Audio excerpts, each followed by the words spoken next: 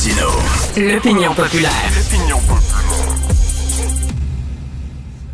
Ben, c'est ça qu'il me disait. Alors, on chiale beaucoup. On chiale beaucoup contre le système de santé, mais je m'excuse, là, mais il y a des choses qui marchent bien dans le système de santé. Par exemple, c'est vrai que si votre enfant, à 3 heures du matin, a mal aux dents, très, très difficile de trouver un dentiste. Mais par contre, si vous avez une bursite, là, vous avez mal, puis vous voulez vous faire masser, à 3 heures du matin, il y a des salons de massage qui sont ouverts à Montréal, il y en a plein. Vous pouvez recevoir des massages thérapeutiques à 3 heures, 4 heures du matin, par en plus des masseuses sympathiques qui font du 38DD, parce qu'on sait que quand c'est le temps de se faire masser, la grosseur des seins, c'est extrêmement important. Vraiment. Alors, bon, ça, bien sûr, je parle des salons de massage érotique. La police de Longueuil, les policiers de Longueuil ont fait des visites dans des salons de massage érotique parce qu'on craignait que ces salons-là fassent partie d'un réseau de traite de personnes. On va en parler avec Fanny Perrin, qui est agente pivot au service de police de l'agglomération de Longueuil. Bonjour, Mme Perrin. Bonjour. Tout de suite, la grosse question, parce que moi, je suis allé sur des sites des sites de salons de massage érotiques. C'était pas personnel, c'était pour faire de la recherche. OK? C'est vrai, là. Alors, il y a les tarifs, il y a les mensurations des masseuses. Les services sont clairs. Les services sont clairs.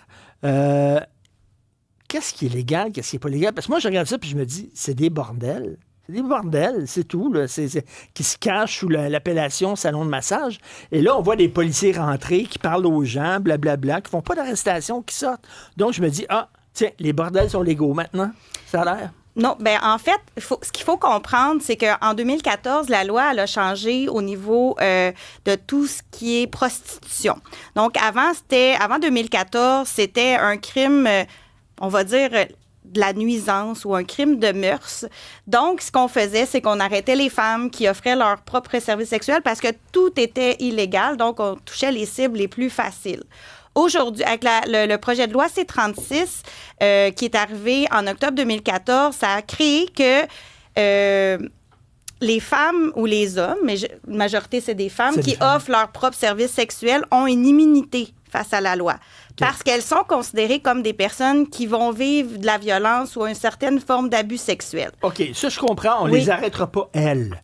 Donc, on va arrêter le client.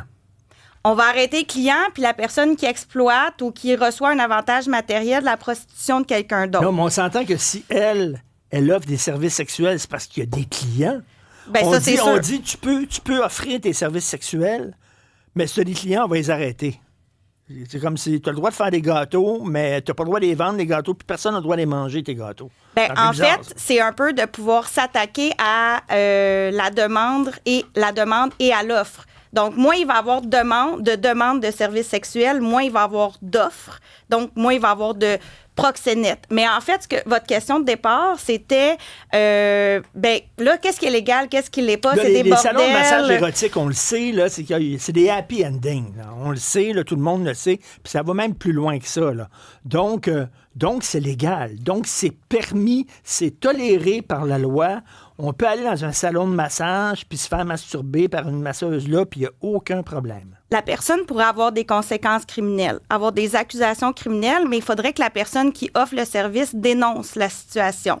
Parce que sinon, bien qu'on sache que c'est des événements qui se produisent dans ces endroits-là, on n'a pas de preuve que le service a été rendu ou qu'une personne, quand on rentre dans le salon, souvent, il n'y a pas d'homme. Non, mais c'est ce qu'ils vendent sur leur site. Oui, mais elles peuvent le vendre pour elles-mêmes. Et là, c'est là qui est le creepy un peu de la loi, c'est que on sait que c'est offert.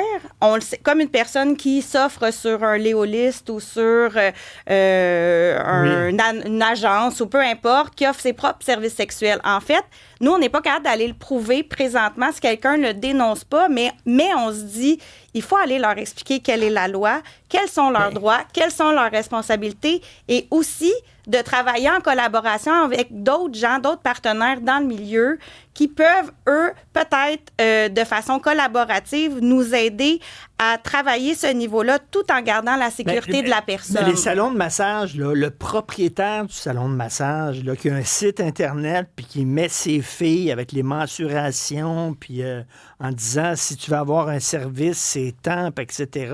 Puis bon... C'est un pimp. En fait, il y a une enquête à faire, il y a des faits à établir et c'est souvent là que c'est plus difficile de pouvoir le faire. Je vous dis pas qu'on a réussi pas à le faire. Mais quelle enquête à faire? C'est écrit dessus. La fille a fait du 38 DD, elle offre des services sexuels dans une de nos chambres.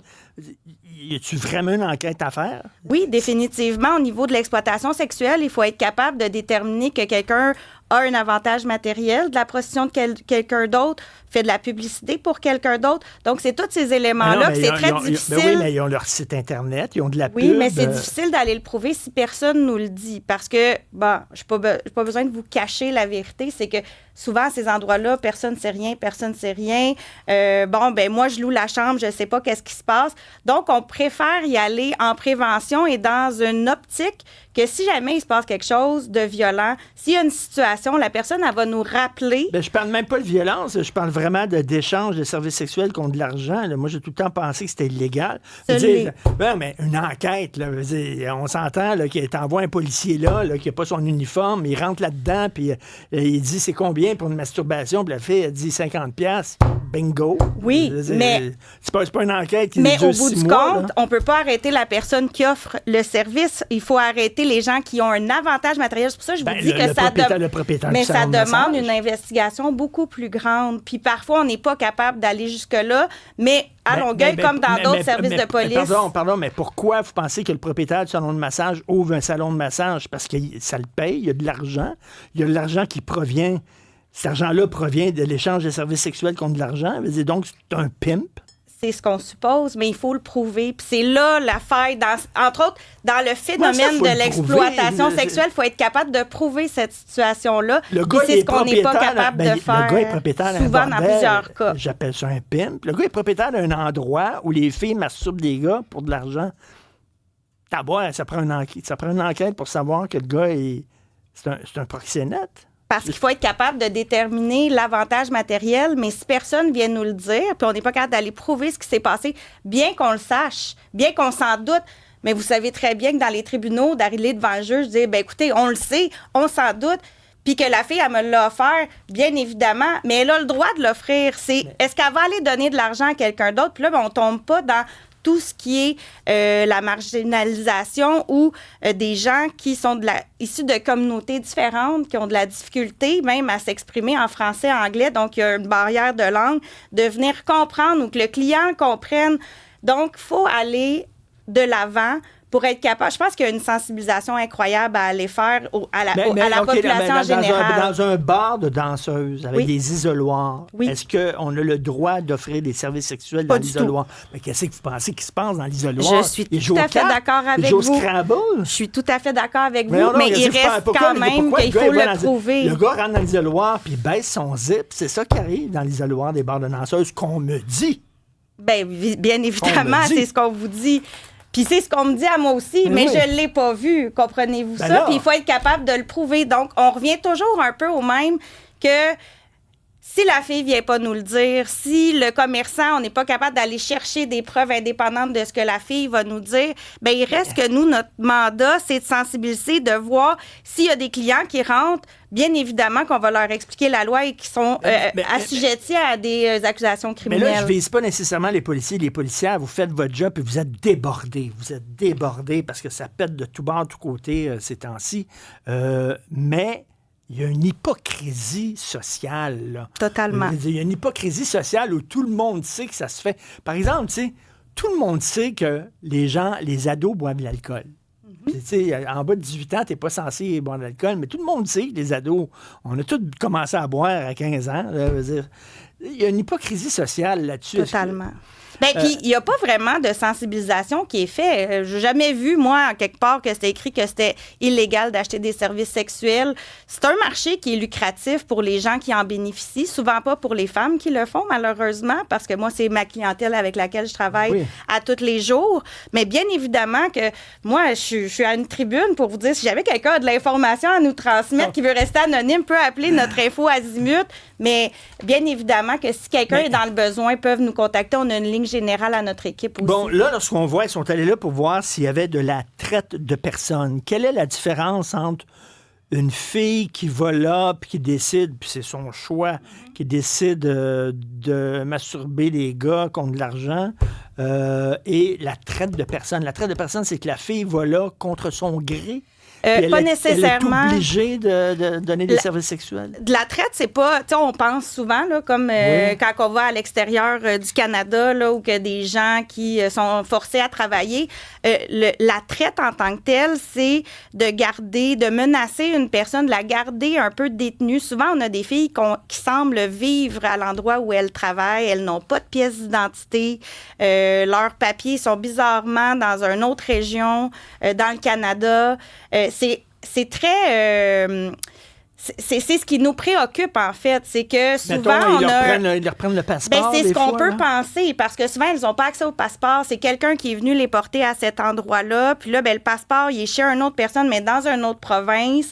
Là, on essaie de l'identifier. C'est très difficile. La fille vient peut-être d'un autre pays. Elle pense qu'elle va être, je sais pas, moi, qu'elle va être femme de chambre dans un hôtel, puis elle se ramasse dans des réseaux. C'est difficile parce que la barrière de langue est souvent difficile. On essaie d'amener des collègues policiers qui parlent la langue des femmes. Là, on a l'agent de Kwan, comme dans le reportage, qui vient avec nous et c'est tellement facilitant. De un, les femmes se sentent beaucoup plus en confiance. On peut leur expliquer qu'est-ce qu'il y en est, mais aussi, c'est de les aider à comprendre que, tu sais, ici, elles ont le droit d'avoir leur pièce d'identité, qu'elles ont le droit d'être libres, qu'elles sont pas censées d'habiter où est-ce qu'elles travaillent. C'est pas comme ça qu'on veut que ça fonctionne. Donc, si il y a eu justement cette opération-là, on est rentré dans les salons de massage, est-ce que c'était pour montrer au salon de massage, on vous a à l'œil, là? Faites attention, là, on fait cette opération-là, c'est plus une opération d'image, là, ou alors les policiers avaient des informations à l'effet que peut-être il y avait des traites de personnes. Il y a plusieurs volets. En fait, moi, comme agent de pivot, je reçois énormément d'informations, autant sur des plaintes de citoyens que sur des endroits qui peuvent être louches. Donc, on va essayer d'aller voir sur les lieux. Un autre volet, d'aller sensibiliser les personnes qui travaillent là, de pouvoir leur offrir un soutien si jamais elles en ont besoin. Il y a le volet de retenir du renseignement, bien évidemment. Si jamais il y a des clients, c'est de les sensibiliser que c'est illégal d'acheter des services sexuels parce que si on y a été, c'est parce qu'on a vu qu'il y en avait qui étaient offerts à cet endroit-là, mais que peut-être ça va aller vers une enquête ou peut-être pas. Donc, il y a plusieurs volets, puis je vous cacherai pas que, tu sais, avec toute l'éducation à la sexualité, nos jeunes garçons, nos jeunes filles, il faut commencer très, très tôt, parce que moi, j'ai des jeunes filles de 12-13 ans présentement qui offrent des services sexuels contre rétribution, contre un livre, contre une place pour dormir. Puis ça, c'est de la marchandisation de services sexuels. Ça commence très, très tôt avec les réseaux sociaux. Donc, je pense qu'on a plusieurs projets en branle pour pouvoir faire de la sensibilisation très jeune. Mais le citoyen et la citoyenne, on est comme mêlés un peu parce qu'on trouve qu'on envoie différents messages, là. D'un côté, on dit la prostitution, c'est non. De l'autre côté, il y a des salons de massage, à tous les coins de rue qui annoncent. Là, je suis allé voir là, aujourd'hui parce que je vais écrire ces salons de massage dans le Journal de Montréal. La fille est tout nue, elle se met du savon sur elle se met du savon sur toi, puis là, elle se frotte contre toi, puis ça, t'as voir, qu'est-ce que vous pensez qu'ils font? Là?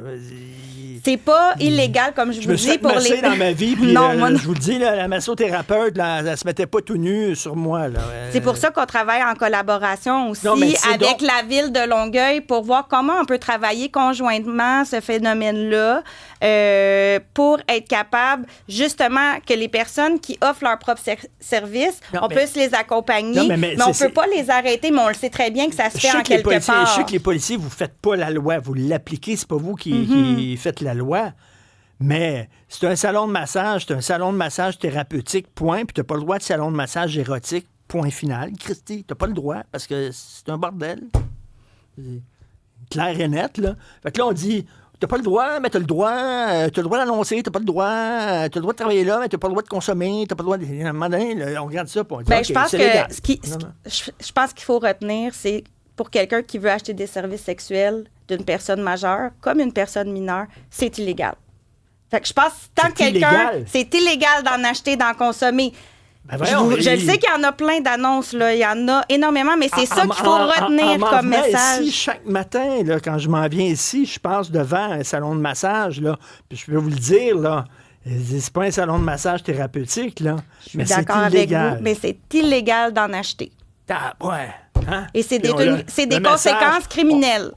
Ah oui, on le voit, hein? Les tabarnouches qui sont fermés, il n'y en a pas beaucoup. C'est difficile d'avoir un salon de massage érotique, hein, parce que la police est là et les surveille. Mais je dis pas, on dit que c'est illégal, mais arrêtez, là. C'est légal, ils sont partout. Il y en a partout. C'est légal. C'est pas légal au sens de la loi. Ils annoncent. Ils payent Totalement. du monde. Ils recrutent. Ils recrutent. Là, c'est marqué là, pour l'application. Il y a même un salon de massage qui s'est écrit, là. C'est écrit dans le salon de massage ici, qui est à côté. C'est écrit « Si vous ne voulez pas travailler quand vous avez vos règles, s'il vous plaît, n'appliquez pas à notre salon. » Bien, c'est pour cette raison-là que c'est important que les gens qui voient ça comme vous dénonciez à Info Azimut du SPVM si ça se produit sur le territoire du SPVM voyons, pour pouvoir aller ils travailler. Ils se promènent pas en auto, les policiers en patrouille, ils ne voient pas les salons de massage. Je peux pas vous parler pour le secteur de Montréal, mais nous, à Longueuil, on a une vingtaine de salons de massage, puis on essaie d'être à l'affût, de toutes les informations qui entrent pour être capable de travailler le Un salon de plus massage ouvert à efficacement. 3 heures du matin, pensez-vous, c'est des massages scandinaves qu'ils font là? Avec un néon qui fait la forme d'une fille, avec des gros seins, un néon rouge qui flash comme ça à 3 heures du mat. D'après moi, c'est comme un bordel, ça. C'est ça l'affaire, c'est que c'est incompréhensible. Je le comprends que ça l'est, mais je pense qu'à la base, si tout le monde se dit que d'en acheter, c'est illégal, puis il peut avoir des conséquences, comme policière, c'est pas simple de vous l'expliquer comme ça parce qu'effectivement, que ça prend une grosse enquête. Mais je le comprends qu'il y a une incompréhension. Mais cela dit, bravo pour votre travail, parce que si effectivement il y a des filles qui sont dans des réseaux de traite, il faut justement informer ces filles-là, les aider à se sortir de ça, puis tout ça.